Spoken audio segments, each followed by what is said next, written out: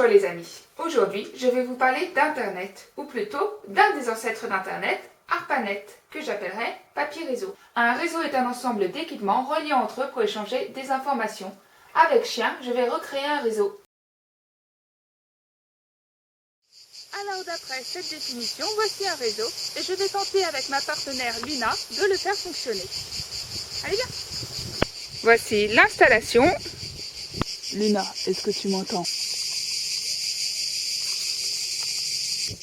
Luna, est-ce que tu m'entends? Concernant cette expérience, je vous affirme que 1. Le bruit des cigales est difficilement supportable. 2. Je ne sais pas ce que ça prouve, je vous laisse imaginer votre propre conclusion. Retournons au réseau. On peut le comparer à un filet dont les nœuds sont les extrémités d'une connexion.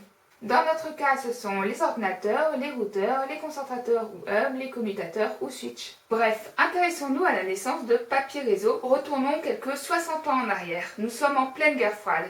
URSS et USA s'affrontent dans une course à l'armement. Or, en 1950, toutes les données informatiques sont vulnérables en cas d'attaque ciblée car le réseau est centralisé. Mais c'est quoi un réseau centralisé?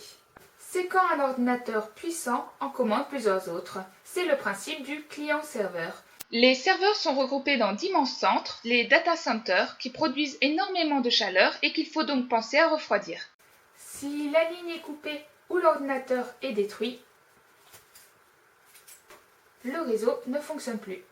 Par exemple, on a le Minitel, les réseaux locaux, Facebook, Twitter, MySpace et Google+. Dans le cas de Facebook, l'ordinateur central a le pouvoir de pister, contrôler et censurer. De plus, Facebook et Google construisent leurs data centers dans des pays froids, ce qui ne les empêche pas de consommer autant d'énergie qu'une ville de 50 000 habitants. Greenpeace a épinglé Facebook sous sa politique énergétique basée sur le charbon. Plus écologique, le réseau décentralisé, appelé aussi peer-to-peer. C'est un modèle proche du modèle client-serveur, mais chaque serveur est aussi un client. On parle ici de nœuds.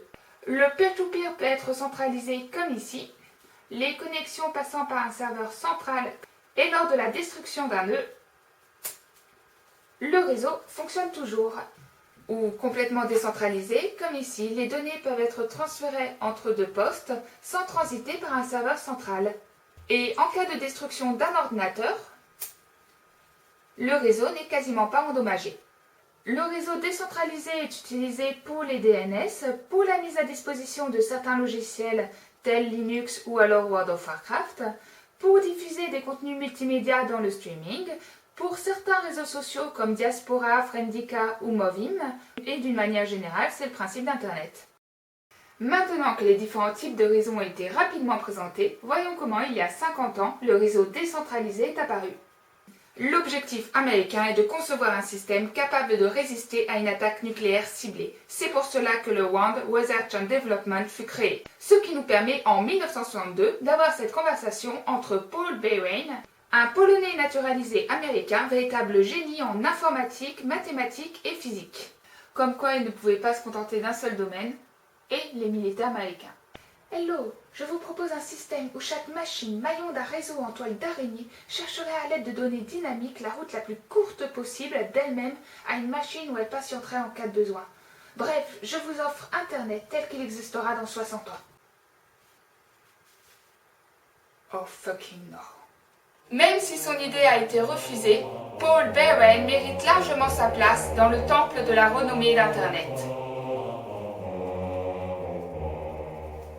Un peu avant dans le domaine universitaire, Leonard Kleinrock publie sa première théorie sur l'utilisation de la commutation de paquets alors qu'il n'est que simple étudiant au MIT.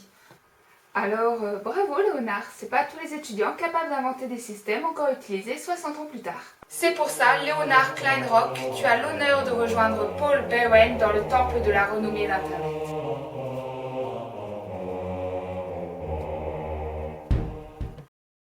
En 1967, au symposium de l'ACM Association for Computing Machinery, 3 idées similaires apparaissent. Les plans du réseau ARPANET de l'équipe ARPA avec Leonard Kleinrock, un concept de réseau à commutation de paquets avec l'équipe NPL de Lawrence Roberts, et l'utilisation de la commutation de paquets par le RAND avec Paul Beren.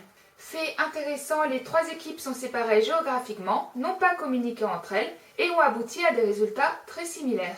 Les deux premières équipes définissent les structures de l'ARPANET, papier réseau, et créent le premier commutateur de paquets appelé IMP, Interface Message Processor. Ce fut le premier routeur, mais à l'époque, il était tellement énorme qu'un homme seul ne pouvait le transporter. En 1969, l'UCLA possède le premier ordinateur connecté à ce type de réseau. Bon, c'est cool en soi, mais s'il n'y a qu'un seul ordinateur connecté, ça ne sert pas à grand chose. Heureusement, le réseau est devenu réalisable avec l'arrivée d'un ordinateur de l'université de Stanford. Les deux ordinateurs sont séparés par une distance de à peu près 1000 km et reliés par, attention, 50 kilobits par seconde. En gros, ça fait 200 fois moins rapide qu'une liaison Wi-Fi. Ce qui nous permet d'assister lors de la première liaison entre ces deux ordinateurs au premier fail de ce système. Bonjour, Kleinrock à l'appareil. Êtes-vous prêt pour le premier test? D'accord, je vais entrer le mot login. Je tape le L. Voyez-vous le L? Très bien. Attention, je tape le O. Voyez-vous le O? Super. Maintenant, je tape le G. Et l'ordinateur a craché. Encore aujourd'hui, le 29 octobre est célébré comme le Internet International Day qui fête le premier message électronique transféré par ce système. Ensuite, deux autres ordinateurs des universités de l'Utah et de Santa Barbara vont être raccordés au réseau. En 1969, le réseau ARPANET est composé de 4 ordinateurs et il ne va cesser de grandir. Ainsi, en 1971, 23 ordinateurs sont connectés et envoient du premier email. En 1973, 35 ordinateurs sont connectés grâce notamment à la première liaison satellite. En 1976, 111 ordinateurs sont connectés et on assiste à l'émergence de multiples réseaux. 1980, interconnexion de ces réseaux. 1984, 1000 ordinateurs sont connectés. 1987, 10 000 ordinateurs sont connectés. 1989, 100 000 ordinateurs sont connectés. 1990, décès de l'ARPANET. Et naissance du World Wide Web. Cette toile d'araignée mondiale inventée par Tim Berners-Lee et Robert Cailloux rajoute une interface graphique aux fonctionnalités d'Internet, ce qui nous permet en 2014 d'atteindre le milliard de sites présents sur la toile. Mais ça, c'est une autre histoire.